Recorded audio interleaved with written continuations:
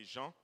Et aujourd'hui, nous allons continuer avec la 5e partie de cette étude, lettres pour dirigeants. Ce sont des lettres pour dirigeants, pas des lettres à un dirigeant spécifique ou aux dirigeants spécifiques, mais c'est des lettres pour dirigeants parce que dans ces lettres, nous trouvons des principes qui s'appliquent dans tous les contextes de direction en ce qui concerne l'Église. Maintenant, ces principes ne sont pas confinés dans un temps. Ces principes sont temporels sont pas temporels. Là, j'ai perdu mon français un peu. Ils ne sont pas confinés au temps. Voilà, on va laisser le temporel un peu tranquille. Ils ne sont pas confinés au temps. Ces principes traversent le temps et peuvent être appliqués à peu importe le temps. Si on est appelé à diriger, ce principe vont nous servir en toute position de direction dans l'Église. Et quand on parle de dirigeant, un dirigeant, dans le terme biblique, c'est quelqu'un qui influence. Amen. Un influenceur. Et comme nous l'avions souligné plus tôt, nous sommes des influenceurs. Pas ceux qu'on trouve sur TikTok, parce que cela ne vous influence pas, il vous garde sur le chemin vers l'enfer. Mais nous sommes appelés à influencer le monde dans le but de changer la direction du monde qui allait tout droit vers l'enfer, mais qui doivent maintenant se mettre en route vers le ciel. Une fois, j'étais perdu et maintenant, je suis sauvé. Une fois, j'étais en route vers l'enfer et aujourd'hui, je suis en route vers le ciel. Et c'est là l'influence que nous sommes appelés à apporter dans ce monde aujourd'hui. Amen. Et pour cela, la Bible nous dit que nous sommes tous capables de le faire. Et ça veut dire que nous sommes tous des dirigeants. Regarde ton voisin, dis-lui, tu es dirigeant. Donc, ceci est pour toi. Amen. Alléluia. Donc, on va se lancer la Bible. Nous avons commencé à regarder ces 4 lettres dans cette série qui ont été écrites plutôt par Paul, probablement lorsqu'il était en prison vers la fin de son ministère. Et ces lettres sont uniques de tous les écrits de Paul, car ces lettres sont personnelles. Ce sont des lettres qui sont adressées à des personnes, à des dirigeants en particulier, et non contrairement aux autres lettres qui sont adressées à des églises. Donc, Paul a eu un rôle de mentor dans la vie de ces personnes. Et suite à ce rôle, il y a une proximité entre eux et Paul. Et Paul écrit un peu plus librement, un peu plus ouvertement. Il est plus transparent en ce qui concerne le ministère parce que ce sont des jeunes qu'il a eu à côtoyer, qui a vécu ensemble et qu'il a littéralement élevé dans le rôle de ministère et qu'il a suivi dans leur rôle de ministère. Maintenant, l'apôtre Paul, si vous voyez dans ses livres, va faire vraiment du discipulat, vraiment de la prochaine génération son objectif principal. Et quand on regarde comment il s'adresse à Philémon, comment il s'adresse à Tite, et là, nous sommes en train de le voir à Timothée. Il veut que ces nouveaux dirigeants, cette génération prochaine, aient une marche avec une discipline. Et parce que autant qu'ils vont être disciplinés, autant l'Église va marcher sur le droit chemin. Et aujourd'hui, c'est un défi que d'instaurer une discipline. C'est très difficile de nos jours d'instaurer une discipline parce que l'autorité est continuellement défiée. Mais comme Église de Dieu, nous devons tout faire pour marcher dans la discipline. Amen. Alléluia. Nous devons tout faire pour marcher dans la discipline. Et suite au fait que Paul a beaucoup souligné cela, on peut voir littéralement cela à faire partir de la structure de l'Église primitive, vu qu'il a écrit à lui seul, ou soit lui avec Timothée, près de 2 tiers du Nouveau Testament. On voit cette tendance apparaître dans l'Église primitive. Et c'est étrange que cela nous échappe aujourd'hui, mais dans l'Église primitive, c'était ça. Dans l'Église primitive, non seulement on devait prêcher le salut, mais on devait s'assurer que la génération future va prêcher la même chose, va se conduire de la même façon. Il n'y avait pas de... on est en 2022. Mon fils me parlait l'autre jour que dans son école, ils ont établi des toilettes pour mixtes, alors qu'il y a seulement une personne dans toute l'école qui réclame cela. Et quand la question a été portée au comité, mais pourquoi est-ce qu'on met une toilette mixte? La réponse était que on est en 2022.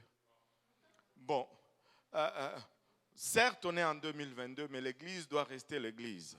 Certes, on est en 2022, mais alléluia, la discipline de l'Église doit rester l'Église. Nous devons préserver notre identité. Nous ne pouvons pas juste embrasser tout ce qui se fait dans le monde. Remarquez que Paul a commencé très haut. Il parle dans ses épîtres de la grâce de Dieu, mais au début, quand il a commencé, c'est un peu comme nous tous. Nous commençons, nous sommes zélés, mais plus nous avançons, plus nous réalisons les défis et les problèmes que le ministère engendre. Et nous changeons d'attitude. Nous devenons plus humbles. Nous sommes humiliés. Allô? Et c'est une autre vision quand tu n'es pas dans le ministère. Et c'est une autre vision quand tu commences à exercer le ministère. C'est deux choses très différentes. Et c'est pourquoi des fois, le ministère c'est beau quand tu n'es pas dedans. Mais quand tu es dedans, c'est comme tu te dis, Seigneur, comment est-ce que je suis atterri ici? Anyway. Et dans sa première épître, nous pouvons voir Galates 1, Paul se présente comme étant l'apôtre de Jésus-Christ. Amen. C'est le feu du départ. Et après quelques souffrances, dans 1 Corinthiens 15, 9, il dit qu'il était le plus petit des apôtres. Il a commencé par être apôtre, mais là, il est le plus petit des apôtres. Et puis, après d'autres souffrances, Ephésiens 3, 8, Paul se sent moindre que tous les saints. Non, oublions les apôtres, là, je suis juste le plus petit de tous les saints. Ça, c'est la marche du ministère. Et là, après encore quelques souffrances, après avoir souffert en prison, dans 1 Timothée 1, 15, Paul écrit que le Christ est venu pour sauver le pécheur de ce monde, dont il est le premier ou le pécheur en chef. Là, il n'est plus saint, il devient un pécheur en chef. Et vous savez, plus tu avances dans la marche avec Dieu, et c'est le fait que tu dois réaliser. Si tu n'observes pas encore cet effet, tu dois questionner ta marche. Tu dois diminuer et lui, il doit augmenter. Allô? Tu dois diminuer et lui, il doit augmenter. Et c'est comme ça que ça a été dans la vie de Paul. Et il ne cessait de rapetir et Jésus ne cessait de grandir. Il diminuait et Jésus augmentait. Maintenant, en raison de toutes ces batailles que l'Église doit mener, d'abord contre le monde, deuxièmement contre la chair, troisièmement contre les diables et des fois même contre les saints, Paul exhorte à faire de la prière notre première priorité. Regarde ton voisin, dis-lui que tu dois prier. Et tu dois avoir une vie de prière personnelle. Tu dois prier. Alléluia. Dis encore à ton voisin, tu dois prier. Tu dois avoir une vie de prière collective. Et les deux laissez-moi vous dire ceci, les deux ne sont pas substituts. Tu as autant besoin de l'un comme de l'autre. C'est comme les deux jambes. Tu as besoin de tes deux jambes. Allô? Tu ne peux pas dire j'ai une vie de prière personnelle et là, bon, je n'ai pas tellement besoin de la vie de prière collective. C'est faux. Sinon, Dieu n'allait pas établir l'Église. Il allait nous sauver individuellement, chacun dans sa place. Et peut-être ça allait faire moins de problèmes. Mais il savait à quoi on fait face. Et il savait de quelle nature nous sommes. Et il a instauré l'Église. Et tu as besoin de deux. J'ai besoin de prier. Alléluia. Dans mon lieu secret. Oh, mais que j'ai besoin, alléluia, de me rassembler avec des frères et sœurs et d'élever ensemble la voix vers le trône de Dieu. Alléluia. Et Paul exhorte à faire des prières. Notre première priorité, c'est qu'il fait immédiatement suivre de son enseignement sur la sainteté. Après avoir enseigné ou exhorté la prière, il exhorte sur la sainteté. Pourquoi? Parce que prier pour que Dieu fasse ce que nous voulons serait très hypocrite si nous ne faisons pas ce que Dieu veut. On ne peut pas juste prier, mais on doit mener une vie de sainteté. Oui, je vais répéter. Alléluia. Frère Brunel veut que je répète, je vais répéter. Regarde, Dieu demande la sanctification de l'homme. Ça, c'est ce que Dieu met devant nous. Soyez saints parce que je suis saint. Et nous posons aussi nos demandes à Dieu. Seigneur, donne-moi, Seigneur, fais-moi ceci, Seigneur, sauve ici. Mais ça serait hypocrite de notre part que de demander à Dieu de faire ce que nous voulons, alors que nous ne faisons pas ce que Dieu veut que nous fassions. Allô? Dieu n'est pas notre serviteur. Allô? Dieu est Dieu, c'est lui le boss. Et si nous allons avoir ce que nous voulons, et nous allons devoir nous conformer à ce que lui demande. Et je parlais avec une sœur aujourd'hui au téléphone, juste avant d'entrer dans l'église. Elle me dit ceci, les jeunes d'aujourd'hui, ils veulent qu'on leur paye beaucoup avant qu'ils ne commencent à travailler à un tel niveau ou à un tel rendement. Mais ça marche par le contraire. Il faut que le travail ou ton employé voie d'abord ce que tu es capable de faire. Là, il va t'augmenter. N'est-ce pas? Parce que c'est lui le boss. Et Dieu, c'est la même chose. Dieu veut voir d'abord et puis il va faire. Donc ne soyons pas juste des demandeurs. Soyons des gens qui se conforment à sa parole. Faisons ce que Dieu demande et Dieu va nous rencontrer là où nous sommes. Amen. Alléluia. Pour conclure, Paul a parlé des femmes et de leur rôle dans le leadership. Ça, on fait une révision rapide de la fois passée. Il a souligné la différence entre l'homme et la femme. Il a souligné l'influence de ce que ça amène dans le leadership. Et il exhorte l'homme ainsi que la femme à diriger selon les capacités qu'ils ont ou selon ce qu'ils ont comme nature que Dieu a créée en eux. Mais et il insiste aussi que l'homme n'est pas supérieur à la femme et la femme n'est pas supérieure à l'homme, mais ils sont différents. Et aujourd'hui, si tu veux parler de cette différence, tu es quasiment politiquement incorrect. Mais heureusement que dans l'Église, nous ne faisons pas de la politique. Donc, la femme est différente de l'homme. Et on avait parlé de cela la fois passée.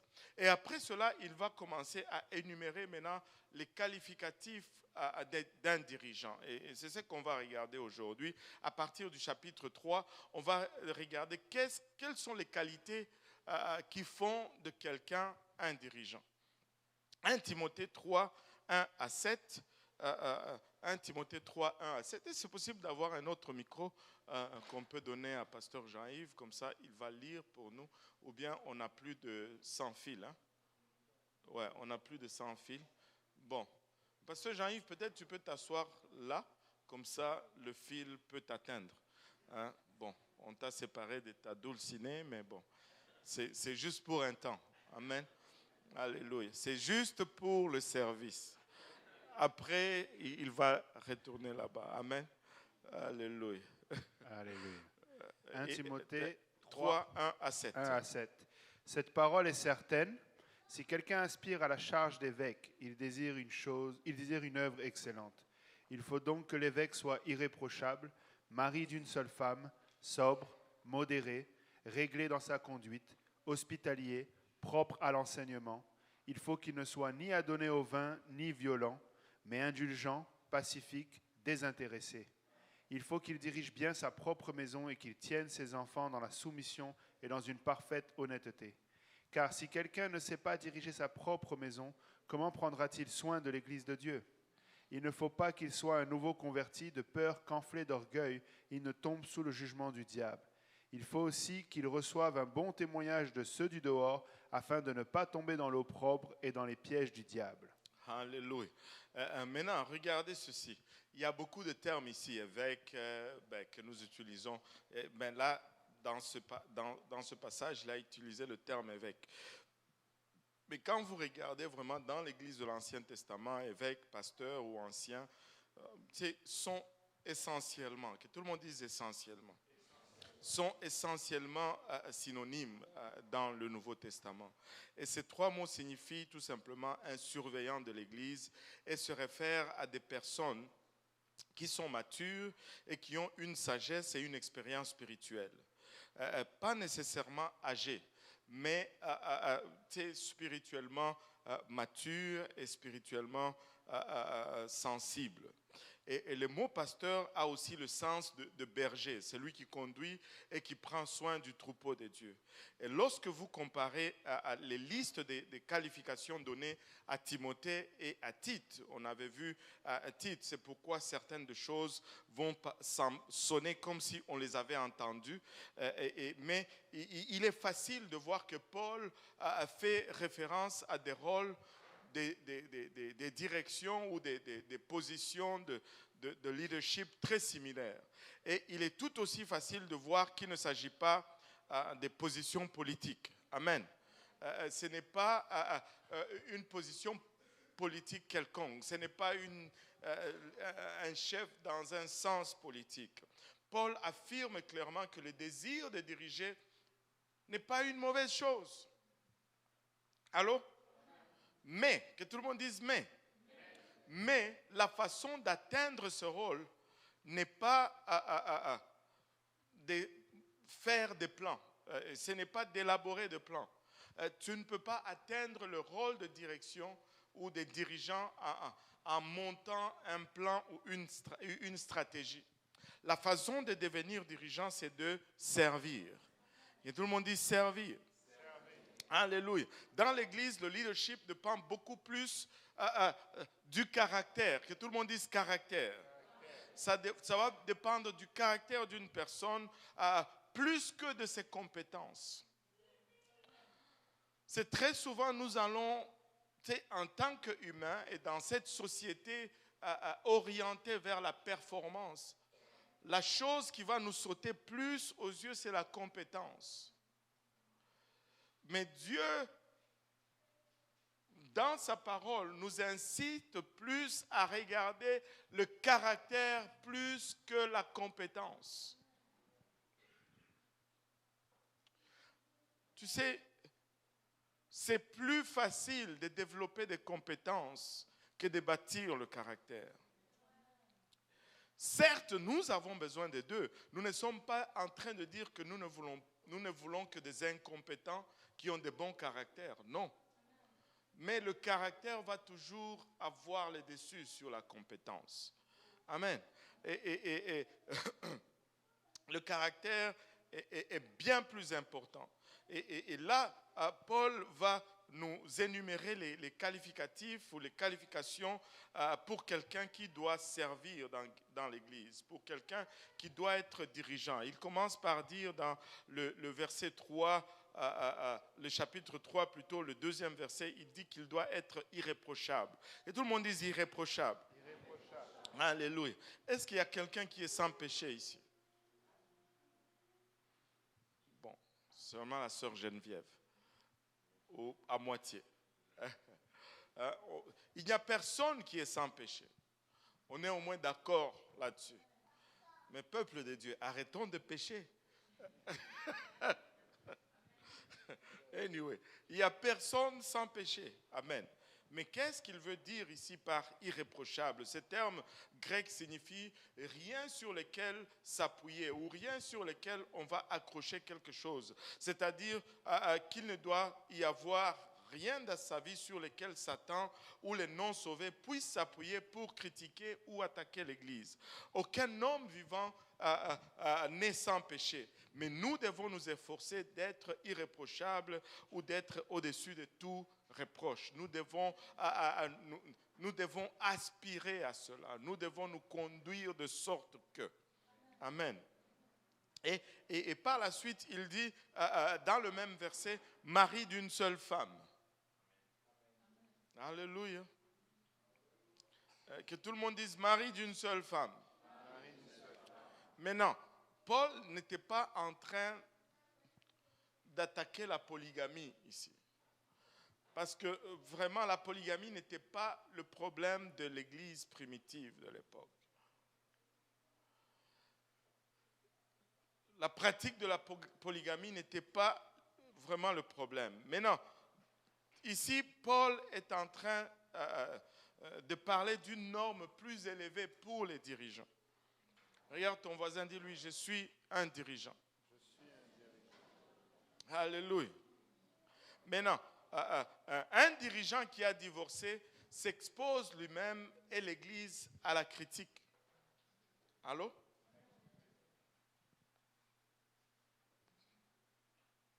Et sa capacité à gérer son mariage et sa vie de famille est un indicateur important de sa capacité à diriger l'Église. Maintenant, ce terme indique également un homme d'une seule femme dans le sens où un dirigeant ne doit pas avoir un passé ou une tendance à courir après les femmes. Bon. Amen. C'est un peu silencieux, mais c'est ça. Maintenant, ça parle du caractère du dirigeant. Maintenant, je me rappelle d'une histoire, parce qu'on dit, un dirigeant ne doit pas, on va dire, un pasteur ne doit pas divorcer. Et je me rappelle quand nous étions venus, nous étions nouveaux à l'église. Je pense que c'est dans les années 2000. 99, on est venu, 2000, je pense 2000-2001. Il est venu ici à l'église un homme de Dieu, je ne me rappelle plus son nom. Il avait prêché un message un soir, c'était tellement loin, et je pense que c'est le message le plus long que je n'ai jamais entendu ici à Saint-Laurent. Et nous étions tous accrochés à chaque mot, il chantait un peu, et il prêchait, et il a raconté son histoire. Il a été appelé par Dieu, il servait Dieu avec intégrité, mais un jour il rentre à la maison, sa femme dit, c'est fini, moi je ne veux plus rien savoir de toi. Et elle est partie. Il n'avait rien à voir dans cela. Mais on ne peut pas regarder cet homme et lui dire, parce que tu as divorcé, tu ne peux plus rendre ministère. Ce n'est pas de cela que la Bible parle ici. Amen. La Bible parle de quelqu'un qui a des problèmes avec la femme, qui n'arrive pas à faire ce qui est nécessaire pour sauver son mariage et qui concourt à la pratique de ce monde. Et cet homme, je ne sais pas, mais peut-être qu'on va le chercher un jour. Un homme très loin. Je pense que son message était quasiment 2h50. Il faut le faire pour prêcher 2h50 en Occident. Là. Ici au Canada. Si c'est en Afrique, peut-être ça peut. Mais ici, 2h50. Et tout le monde est là, en train de boire la parole. Et il y avait une onction particulière sur cet homme. Et voilà. Donc, après, Paul continue en disant que le dirigeant doit être sobre. L'évêque doit être sobre. Celui qui aspire au rôle d'évêque doit être sobre. Que tout le monde dise sobre. Maintenant, ce terme grec pourrait être traduit par tempéré ou vigilant. Il signifie littéralement garder la tête froide dans toutes les situations. Amen. Un dirigeant ne peut pas être réactionnaire lorsqu'il rencontre de l'opposition. Allô? Lorsqu'il rencontre un échec ou une déception, il ne doit pas être réactionnaire. Il doit exercer un jugement raisonnable et rationnel. Un dirigeant n'est pas là pour faire du tic au tac. Allô? Alléluia. Et Paul continue en disant que le dirigeant doit être modéré, que tout le monde dise modéré, dans le même verset, modéré. Alléluia. Les mots grecs, c'est le mot sophron, qui peut être traduit aussi par discret ou qui a un esprit sobre. Et le dirigeant doit avoir une attitude sérieuse concernant le leadership et le ministère. Et cela signifie... cela ne signifie pas que il ne doit pas sourire, il ne doit pas avoir de l'humour. Je dois être sérieux. Ne blague pas avec moi. Non, ce n'est pas ça. Alléluia. Un dirigeant doit être agréable, mais il doit être sobre, il doit être modéré. Cela ne signifie pas qu'il n'a pas du tout d'humour, mais qu'il est toujours solennel. Vous voyez, oui, non, messieurs, pas de sentiments, non. Cela signifie qu'il veille plutôt à ne pas déprécier le ministère ou le message de l'évangile par un comportement stupide ou désinvolte.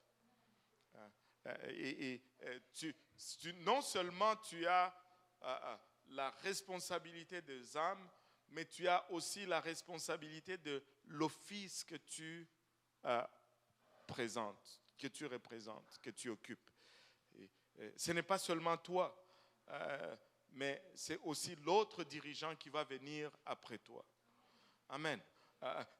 On doit préserver l'office que Dieu nous confie. On ne doit pas le dégrader. Et le diable est maître dans cela.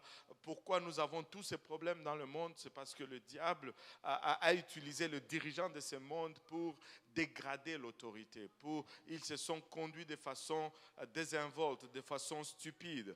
Et ils ont fait qu'on commence à regarder le leadership ou la position de dirigeant avec manque de respect. Mais un dirigeant dans l'Église doit veiller à cela. Amen. Et il dit, Paul continue en disant qu'il doit être réglé dans sa conduite. Que tout le monde dise réglé dans sa conduite. Et ce terme grec signifie ordonné. Alléluia. Un dirigeant doit être organisé dans sa pensée et dans sa vie, ainsi que dans son enseignement et sa prédication. C'est le même mot qui est traduit par modeste dans 1 Timothée 2,9, dont il a le sens de modeste, bienséant et n'attirant pas l'attention sur soi. Les dirigeants ne doivent pas être je ne sais pas comment exprimer cela. Vous savez, les dirigeants ne doivent pas être des gens qui essaient de voler le show. Qui sont en anglais on dit des drama queens. C'est quelque chose qui est simple, ça va devenir non. C'est anyway. Un dirigeant ne doit pas attirer l'attention sur lui-même. Allô? Quand tu rentres au ministère, tu dois t'assurer que l'attention est sur le Seigneur et non sur toi. Allô? Alléluia. Maintenant, il dit encore dans le même verset 2, un dirigeant doit être hospitalier. Que tout le monde dise hospitalier. Alléluia. Ça ne veut pas dire qu'un dirigeant doit amener les gens à l'hôpital. Ce terme, alléluia, ce terme grec signifie tout simplement aimer l'étranger. Alléluia. Aimer l'étranger. Et ce terme était spécialement important, surtout au 1er siècle. Parce que les croyants ou les prédicateurs qui voyageaient avaient besoin d'un endroit où dormir. Allô? Et là, les dirigeants devaient ouvrir leur maison pour les accueillir ou pour leur permettre une place où ils vont dormir. Mais dès nos jours, en tant que dirigeants, nous devons être prônes à la convivialité. Nous devons être accueillants. Nous devons avoir les désirs de recevoir les gens chez nous, quelle que soit notre personnalité. Allô? Nous devons être hospitaliers et nos maisons doivent être ouvertes. Amen. Et maintenant, encore dans le même chapitre, il dit propre à enseigner. Tout le monde dit propre à enseigner.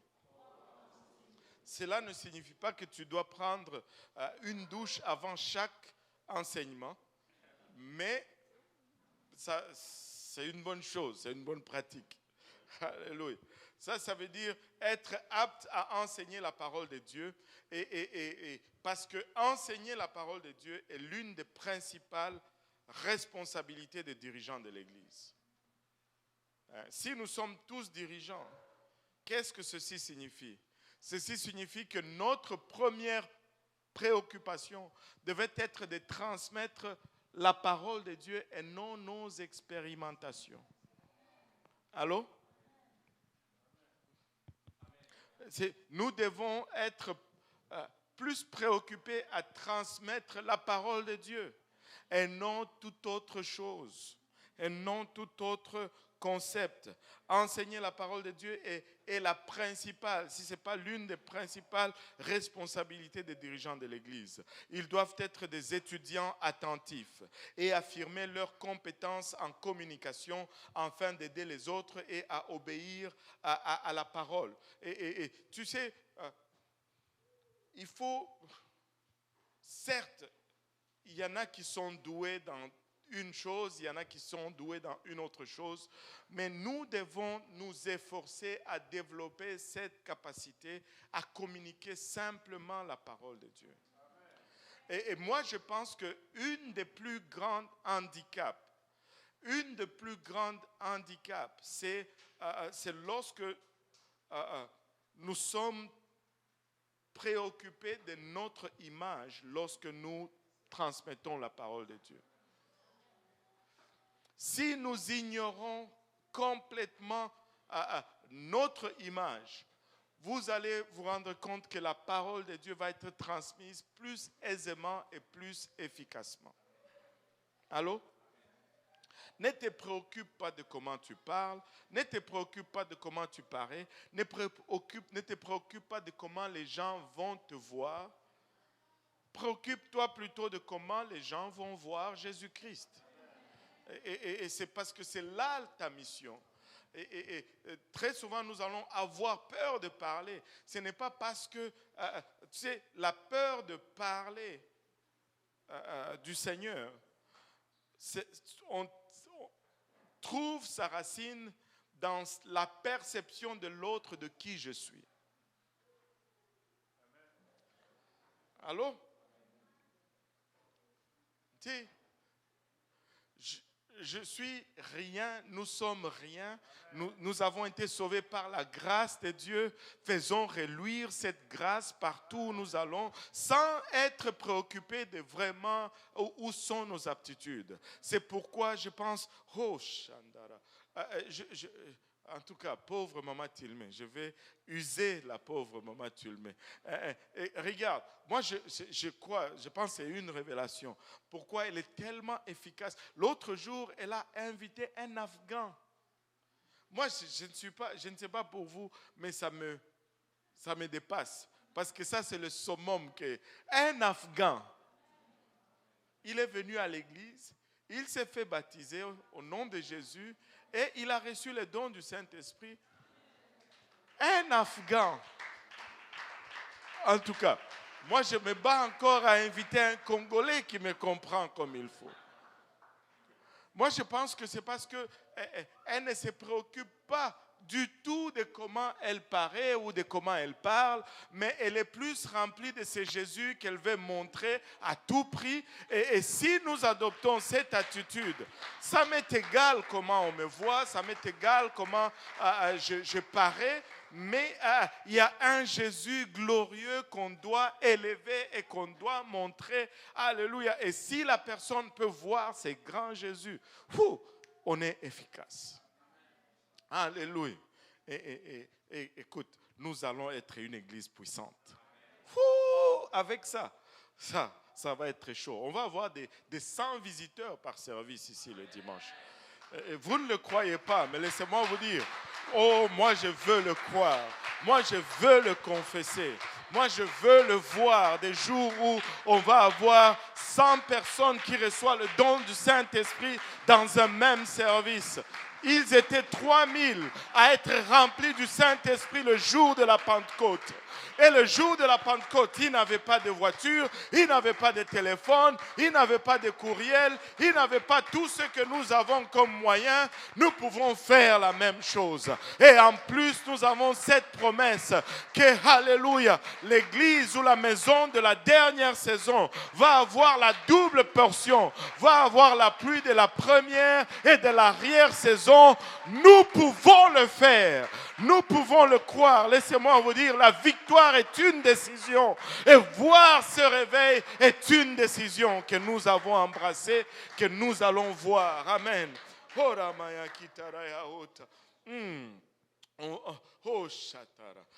Écoutez, nous devons être des dirigeants. Parce que tous ces gens que Dieu va déverser parmi nous, qui va s'occuper d'eux? Et nous devons être tous, que tout le monde dise tous aptes à suivre ces gens, tous aptes à donner des études bibliques, tous aptes à exemplifier la sanctification, tous aptes à conduire ces gens dans une marche disciplinée dans le Seigneur. Alléluia. Oh Seigneur Jésus. Propre à enseigner. Propre à enseigner. Un dirigeant, les dirigeants doivent être plutôt des étudiants attentifs et affermis et affiner leurs compétences en communication afin d'aider les autres à connaître et à obéir à la parole. Enseigner aux autres, c'est un travail. Allô? Enseigner aux autres, c'est un travail. Et il n'y a pas de place pour la paresse dans le leadership de l'Église. Alléluia. Qui êtes-vous en train d'enseigner pour le moment? Et qui est-ce que vous êtes en train de discipliner? Pas dans le sens de corriger, mais d'élever dans la discipline apostolique. Si vous n'avez pas quelqu'un, il est temps que vous commencez à avoir quelqu'un que vous tenez par la main. Amen. Alléluia. Comme vous tenez vous-même quelqu'un par la main, il faut que vous tenez quelqu'un par la main. Amen. Alléluia. Et dans le 3e verset, Paul dit ni à donner au vin. À donner au vin. Oh, maman nangai. Encore ça. Mais non. Un chrétien ne boit pas d'alcool. Je veux juste dire cela en partant. Un chrétien ne boit pas d'alcool.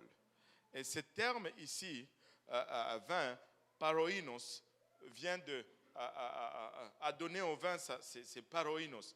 Ça veut dire ceci. Para, c'est proche, et oinos, c'est vin. Maintenant, quand tu regardes dans la Bible, il y avait 2 sortes de vins qui sont mentionnés.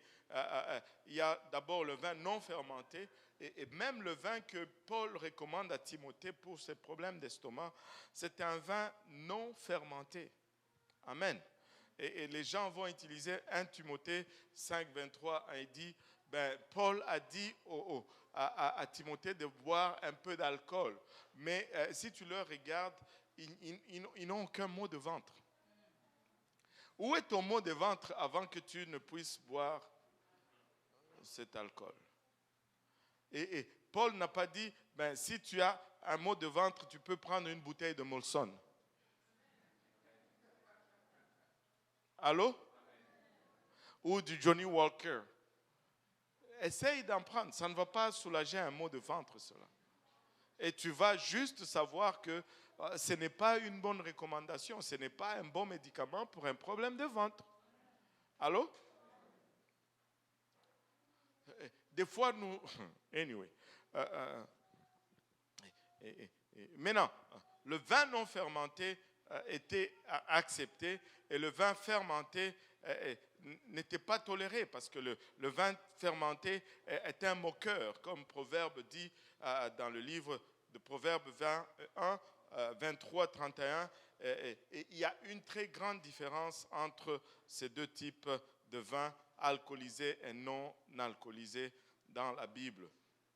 Et le vin non alcoolisé d'aujourd'hui, ce n'est pas le vin blanc ni le vin rouge et que les gens utilisent aujourd'hui.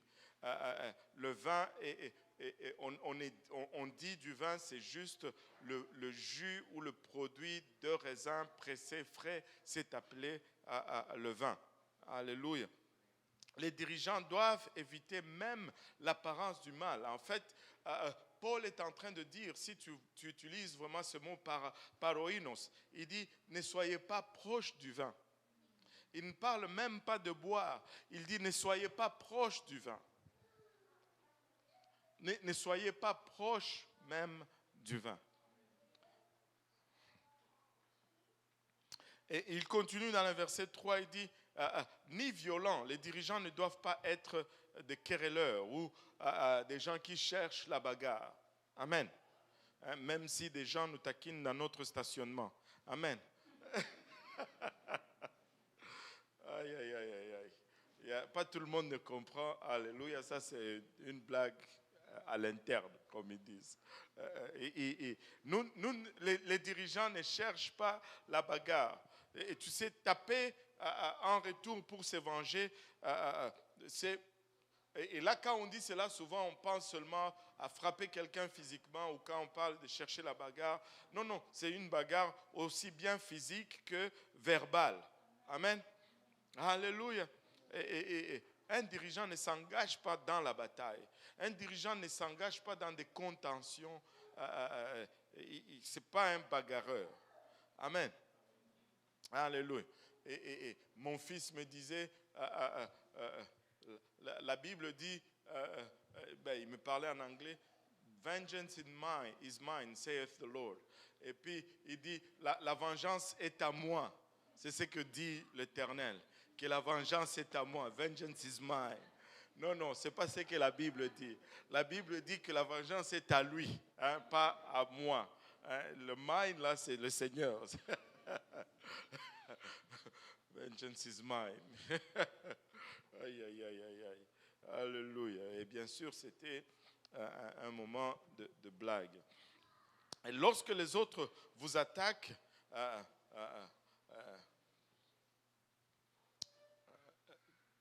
et que vous répliquez à leur attaque, c'est une marque d'immaturité. Et ça va vous disqualifier en tant que dirigeant. Un dirigeant qui est attaqué, il garde silence. Allô?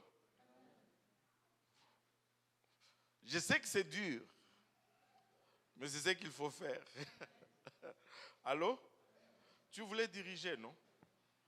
Quand on t'attaque, tu dis Alléluia, Amen, gloire à Dieu. Amen? Pourquoi c'est juste des poches d'une personne ici? Disons tous Amen. Vous voulez... Anyway. Bon, on va avancer. Et Paul continue en disant dans le chapitre 3, verset 3, les qualificatifs d'un dirigeant. Il dit, un dirigeant ne doit pas être porté au gain déshonnête. Un dirigeant ne doit pas chercher à s'enrichir.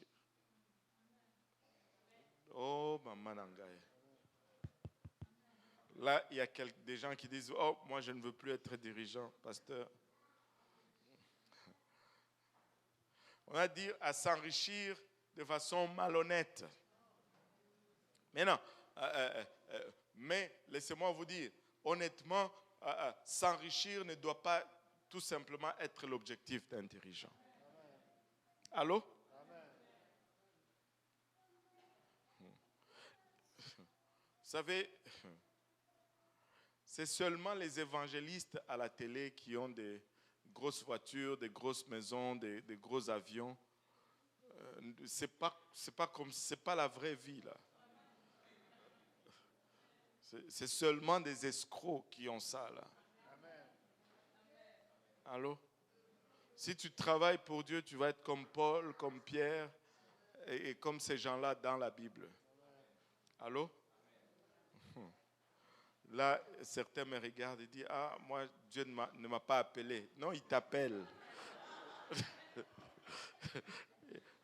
Il t'appelle, je l'entends clairement, il t'appelle.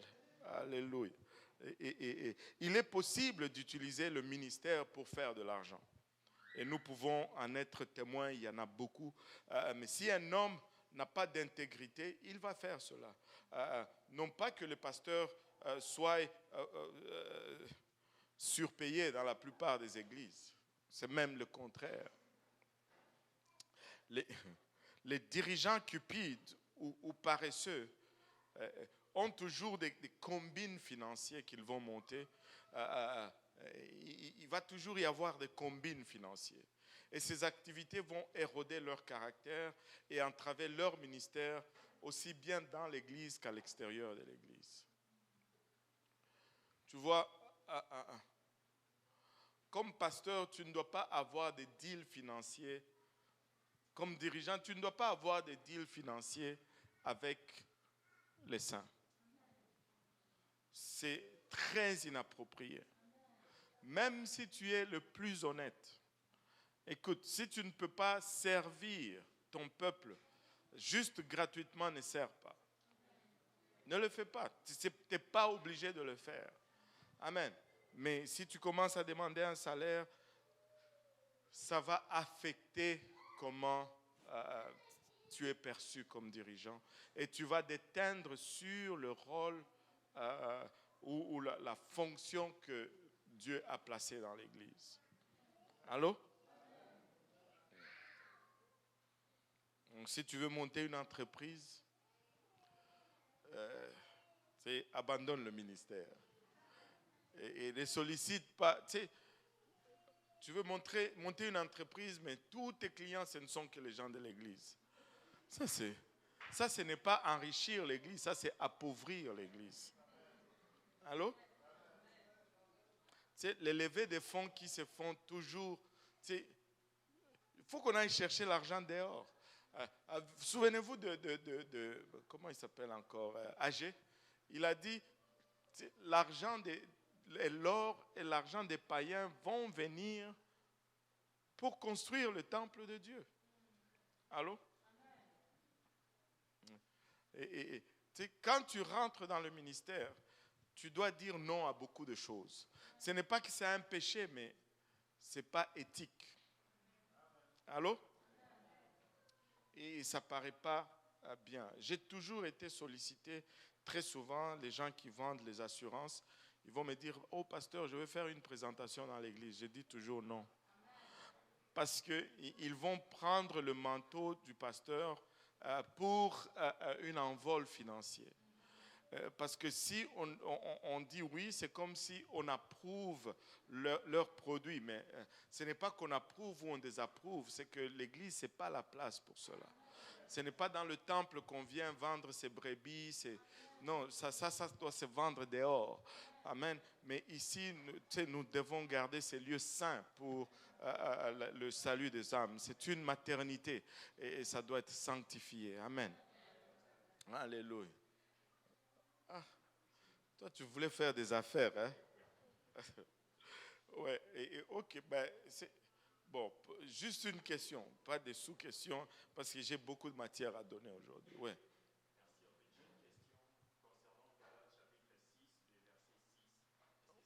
On n'est même pas rendu là. Bon, ok, lis-le un peu.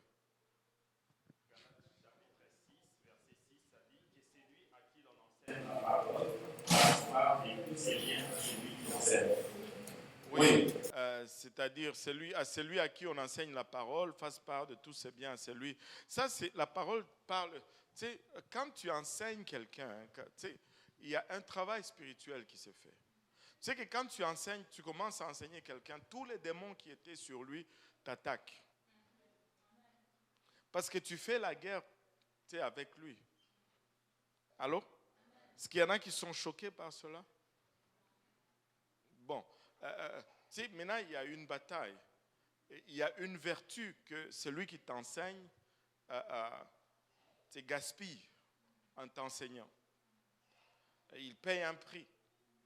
Maintenant, si Dieu te délivre, Dieu commence à faire des choses. Le fait que tu lui donnes un compte rendu de ce que Dieu fait dans ta vie rafraîchit sa vertu, renouvelle sa vertu, lui permet de waouh! Et là, il est prêt à faire une autre bataille. Tu sais, c'est pourquoi il y a un prédicateur qui nous dit ne soyez pas des voleurs de vertu. Tu sais, vous venez, on vous enseigne, on vous donne, mais vous ne retournez jamais pour rendre de compte ou être même reconnaissant par rapport à ceux qui ont œuvré dans votre vie.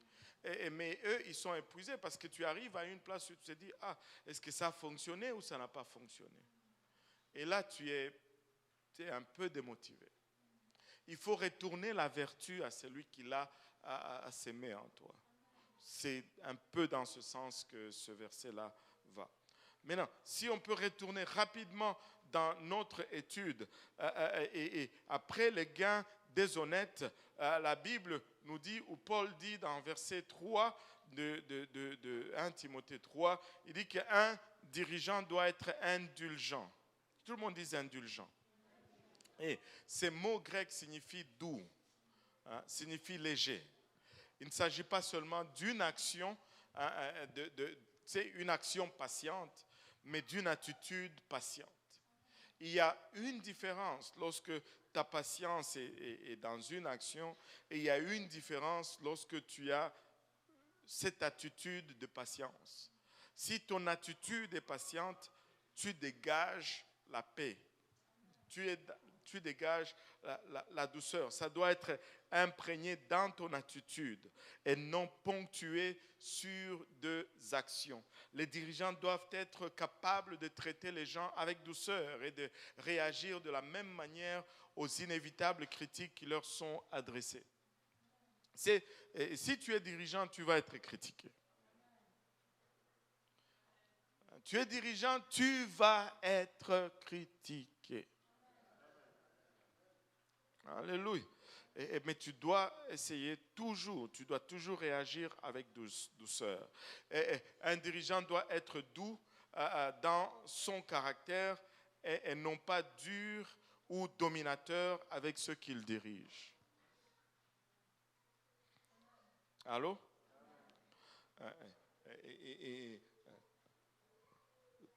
On ne dirige pas avec une main de fer.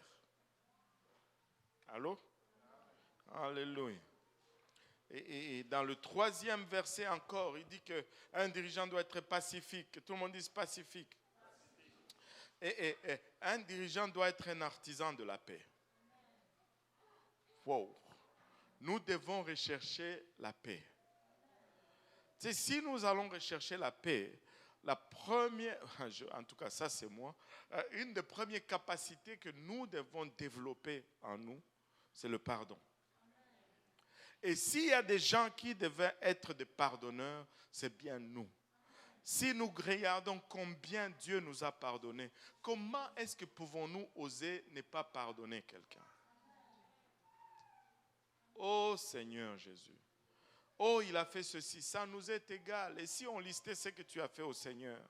Et en outre, ce que tu es en train de faire à lui, n'est-ce pas qu'il dit dans sa parole que tout ce que vous faites à un de ces petits, vous le faites à moi?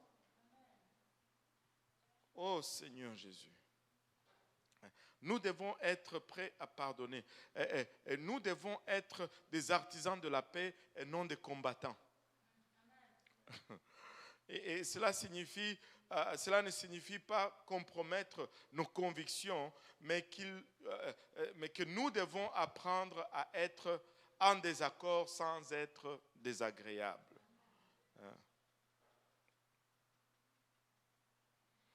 Et il y a quelqu'un qui s'appelle Warren Weisberg, peu importe, il a dit ceci: les tempéraments courts ne font pas de longs ministères. Allô? Oh, moi j'ai un tempérament court. Ben, va le faire grandir un peu. Et puis après, tu vas avoir un bon ministère. Allô? Alléluia. Si tu as un problème de tempérament, prie, Dieu va t'aider avec. Et Dieu a dit que nous pouvons tout demander. Mais tu vas en avoir besoin si tu aspires au rôle de dirigeant. Dans le même verset 3, Paul dit un dirigeant doit être désintéressé. Que tout le monde dise désintéressé. Cela ne veut pas dire qu'il ignore les gens. Amen. Oh, alléluia. Ces mots signifient littéralement ne pas aimer l'argent. Mais ça signifie aussi, il a aussi le sens de ne pas aimer les choses, ou les affaires, ou les biens, ou les possessions. C'est-à-dire ce que l'argent peut acheter. Parce qu'on n'aime pas l'argent pour l'argent, on aime l'argent pour ce que l'argent peut acheter. Amen. Ce n'est pas un plaisir juste de voir des billets, mais c'est à cause de ce que ces billets peuvent nous acheter que nous sommes excités au sujet de ces billets. Allô? Si c'était juste de feuilles de papier, je peux vous en découper de feuilles de papier blanc et les colorer des mêmes couleurs brun, et vous allez voir que ça ne va pas te rendre aussi excité que l'argent. Amen. C'est à cause de ce que cela peut acheter. Maintenant, un dirigeant ne peut pas convoiter beaucoup de choses au-delà de l'argent. Là. Si tu as la convoitise de choses, je vais avoir ci, je vais avoir ça, je vais avoir ci, et ça ne va pas être bon. Mais au-delà de l'argent, il y a d'autres choses que les dirigeants peuvent convoiter. On peut régler la question de l'argent, mais on peut avoir d'autres choses. Par exemple, la popularité. Allô? Si j'arrive à être devant la chaire et avoir le micro, je veux leur montrer comment je sais. Et je veux être populaire. Non. La renommée, l'influence, la promotion, ou même des fois les saints ou les fidèles. On ne peut pas convoiter cela. Si on a de tels problèmes, cela indique un problème de caractère. Dieu veut bénir. Amen. Et ne comprenez pas ceci à travers. Dieu veut bénir, mais Dieu ne bénit pas le dirigeant simplement pour augmenter leur niveau de vie. Allô? Dieu ne va pas te bénir tout simplement pour augmenter le niveau de ta vie, mais Dieu va bénir pas seulement pour augmenter ta stature, mais Dieu va te bénir pour qu'il puisse augmenter ton niveau de donner et ton niveau de servir. Dieu, quand il bénit une personne ou quand il bénit une église, c'est la même chose. C'est pourquoi on doit enseigner le même principe on doit appliquer le même principe pour nos vies comme individus, mais on doit appliquer ces mêmes principes aussi à l'Église, comme à le corps de Christ. Quand Dieu bénit une personne, c'est pour qu'il puisse donner plus et qu'il puisse servir plus. Et quand Dieu bénit une église, c'est pour que cette église puisse servir plus et que cette église puisse donner plus. Dieu ne le fait pas. Oui, certes, nos vies vont s'en trouver améliorées, mais nous allons être plus aptes à rendre un service plus productif, plus fructueux pour le besoin du royaume. Et là, au verset 4, il dit qu'il faut que le dirigeant dirige bien sa propre maison. Il faut qu'il dirige bien sa propre maison. Et tous les dirigeants d'église ne doivent pas être mariés. Cela ne veut pas dire que je dois absolument être marié. Amen. Mais chaque dirigeant d'église qui est marié doit bien diriger sa maison. Il y en a qui ne vont pas être mariés. Alors, pourquoi vous me regardez avec cet air effrayé? N'ayez pas peur. Si ce n'est pas vous, soyez tranquille. Amen. Mais il y en a qui vont se marier, d'autres qui ne vont pas vouloir se marier. Et c'est aussi correct. Paul n'était pas marié. Allô?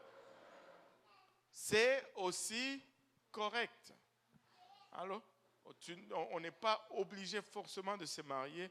Oh, je vais marier pour que je sois un dirigeant, parce que quand je me marie, je peux accomplir cette parole qui dit que je dois bien gérer ma maison. Non, ce n'est pas ce que ça veut dire. Ne va pas te marier juste pour être dans l'équipe des huissiers. Il y a des huissiers qui ne sont pas mariés. Amen. Allô? Mais si tu as une famille, il faut que tu diriges bien ta maison, tu diriges bien ta famille. Si ta propre famille ne peut pas te respecter ou t'obéir, alors l'Église sera aussi susceptible à ne pas te respecter ou t'obéir. Allô? Pour les chrétiens, l'Église et la maison, c'est pareil. Techniquement, si tu lis la parole de Dieu, à l'église et à la maison, c'est la même chose. En tout cas, ça doit être la même chose. Si ce n'est pas la même chose, il faut corriger cela. Amen. Un dirigeant ne peut pas être une telle personne à l'église et une autre personne à la maison. Et le mot dirige ici, diriger sa maison, signifie gouverner. Et suggère qu'un dirigeant doit être un bon administrateur, un bon gestionnaire. Et pour nos enfants, comme pour les enfants de Dieu, la façon de gouverner passe par une discipline, mais une discipline qui est basée sur l'amour et non sur la brutalité ou la dictature. Amen. Nous devons administrer, nous devons diriger par amour. Cela ne signifie pas que nous ne corrigeons pas. Cela ne signifie pas que nous ne condamnons pas. Cela ne signifie pas, tu sais, quand je prends ma cuillère à bois là et que je donne une fessée à mon enfant, je peux vous dire que c'est avec amour que je le fais. Allô? Allô? Et donc, cela ne signifie pas que là, ça veut dire que le dirigeant doit être bonbonasse, tout ce qui se fait passe. Non. Allô? Mais il doit le faire avec amour, avec fermeté, mais avec amour. Si un dirigeant ne sait pas comment faire cela à la maison, il ne le saura pas non plus comment le faire à l'église. Et la qualification la plus importante pour tout dirigeant d'église est ce qui se passe vraiment dans sa famille. Et encore une fois, je vais le redire, il y a de ces choses qui vont arriver et faites-nous confiance. Il y a de ces choses qui vont arriver qui sont totalement en dehors du contrôle du dirigeant. Et Dieu sait comment gérer cela, et Dieu sait comment exposer cela. Et la parole de Dieu nous enseigne aussi que une personne ne peut pas prendre les fautes d'une autre personne. Amen. Et donc, vous pouvez avoir des problèmes. Si vous n'êtes pas la source de ces problèmes, les problèmes vont arriver quand même. Mais on va voir votre caractère même dans ces problèmes. Au fait, quand ces problèmes-là arrivent, ils vont mettre à la surface votre caractère. Et on va voir votre caractère. Amen. Et un dirigeant, au chapitre, plutôt au verset 6 du chapitre 3, un dirigeant ne doit pas être un nouveau converti. Alléluia. Et ce terme grec signifie littéralement celui qui vient d'être planté ou celui qui vient d'être sémé, et se réfère spécifiquement aux jeunes chrétiens. Et encore ici, ce n'est pas une jeune personne, c'est un jeune chrétien. L'âge n'a rien à voir avec ça. Quelqu'un qui vient au Seigneur à 60 ans d'âge, c'est un jeune chrétien. Allô? Et quelqu'un qui a 20 ans et ça fait 10 ans qu'il est à l'église, il n'est plus jeune chrétien. Allô? Ce n'est pas une question d'âge. Et ça se réfère spécifiquement aux jeunes chrétiens. L'âge seul n'est pas une garantie de maturité. Tu peux être âgé mais immature. Mais il est bon pour un dirigeant de se donner du temps pour étudier et grandir avant d'accepter un rôle de responsabilité. Tu sais, c'est tellement clé. Si tu ne peux pas te mettre sous autorité, on ne peut pas te faire confiance avec l'autorité. Allô? Si tu ne peux pas te mettre sous autorité, on ne peut pas te faire confiance avec l'autorité. Allô? Et aujourd'hui, c'est quelque chose. Et donc, il est bon pour un dirigeant de se donner du temps pour étudier et grandir avant d'accepter un rôle de responsabilité. Ça veut dire se mettre sous autorité. Maintenant, certains dirigeants maturent plus vite que d'autres, bien sûr. Et tu vois, il va y avoir 2, 3 personnes. Quelqu'un va, par peut-être son passé ou son caractère, va maturer plus vite qu'un autre. Et ça arrive. Mais tu dois t'assurer de vraiment grandir avant d'accepter un rôle de dirigeant.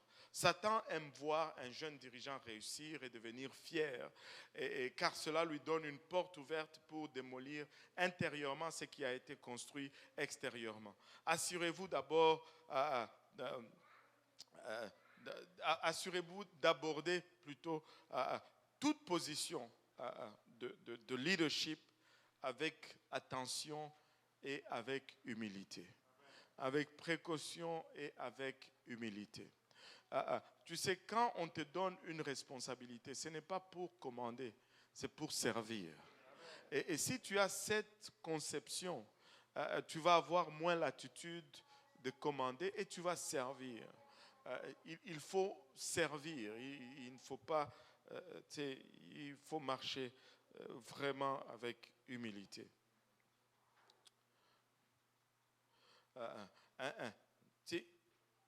Le verset 7 nous dit, il doit avoir un bon témoignage de ceux du dehors. Paul ici, au-delà de ce qui se passe à l'église, en dehors de l'église, on doit être aussi capable de te donner un bon témoignage. Tu ne peux pas être juste un bon dirigeant à l'église, mais quand tu es à ton travail, on ne te reconnaît même pas comme chrétien. Tu es sur la route, tu donnes le doigt d'honneur aux voitures qui te coupent, tu es prêt à garer à côté, à te bagarrer avec les autres qui conduisent. Non, un dirigeant ne peut pas être comme ça. Je me rappelle une histoire que Pasteur Graham nous racontait, une dame qui allait à l'église et qui s'est tu sais, quelqu'un l'a coupé, tadadala, elle a insulté l'autre. Tu sais, des fois, tu vas avoir l'impression que tout le monde est contre toi. Allô? Avez-vous déjà eu ce genre de journée? Tu prends la route là, on dirait que tout le monde te coupe, tout le monde t'insulte. Tu veux changer de voie, on t'insulte. Tu veux stationner, on t'insulte. Tu veux embarquer sur l'autoroute, on t'insulte. Tu conduis tranquillement sur ta voie. C'est lui qui était à côté derrière toi. Il passe en avant et il te montre le doigt d'honneur, puis il va. Tu dis, mais qu'est-ce qui se passe? Mais non, toi, dans ta voiture, tu te dis, mais attends, moi je suis le juste du Seigneur et personne ne va me marcher dessus. Et tu commences à répliquer à tout le monde. Et cette dame répliquait à tout le monde. Et là, elle avançait, puis, boum, le policier l'arrête. Elle dit, mais pourquoi vous m'arrêtez? C'est tous ces gens, je n'ai rien fait, blablabla. Elle dit, non, je ne vous arrête pas pour ça, je vous arrête parce que vous avez volé une voiture. Pouvez-vous me donner vos papiers, s'il vous plaît? Et il donne non, c'est ma voiture. Non, donnez, je dois vérifier. Il donne les papiers, il vérifie. Il dit, je ne sais pas ce qui se passe, mais vraiment, je remarque que c'est votre voiture. Il dit, mais pourquoi vous avez pensé que j'ai volé ma voiture? Il dit, parce que derrière ta voiture, il y a un autocollant qui dit, suis-moi, je suis enseignant de l'école du dimanche. Mais le caractère que tu as démontré n'était en rien, ne ressemblait en rien à un enseignant de l'école du dimanche. Et là, je me suis dit probablement que cette personne a volé cette voiture.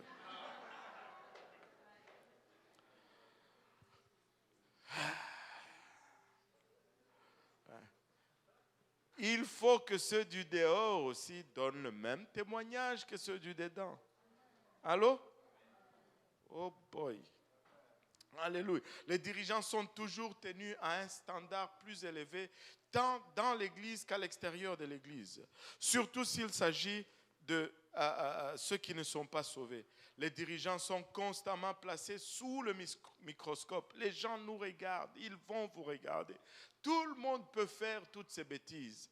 Mais dès que toi tu oses, toi aussi, ne fais pas, s'il te plaît.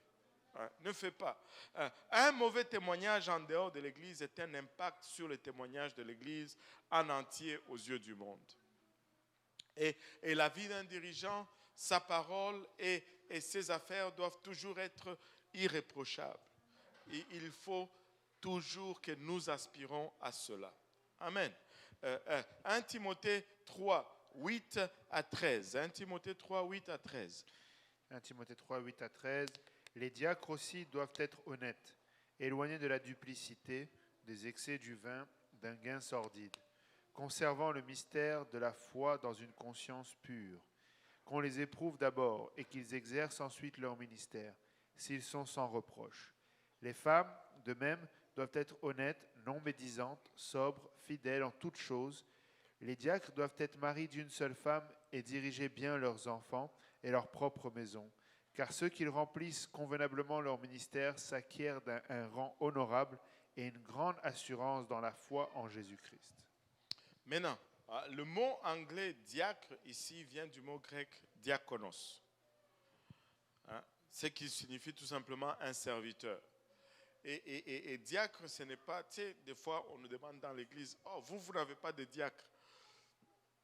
Ça, ce sont des clichés un peu dans les églises évangéliques où, oh, lui c'est un diacre, lui c'est un évangéliste, lui c'est un apôtre, lui. En tout cas, c'est bien beau tout cela, mais ce ne sont pas des titres qu'on donne, mais c'est ton travail qui démontre qui tu es. Amen. Les fruits que tu portes vont démontrer qui tu es. Maintenant, le mot diacre vient du mot grec diakonos qui signifie tout simplement serviteur. Ce n'est rien de plus que serviteur. Et le premier diacre qui ont été nommés, qui se rappelle dans quel chapitre du livre des Actes que le premier diacre ont été nommés?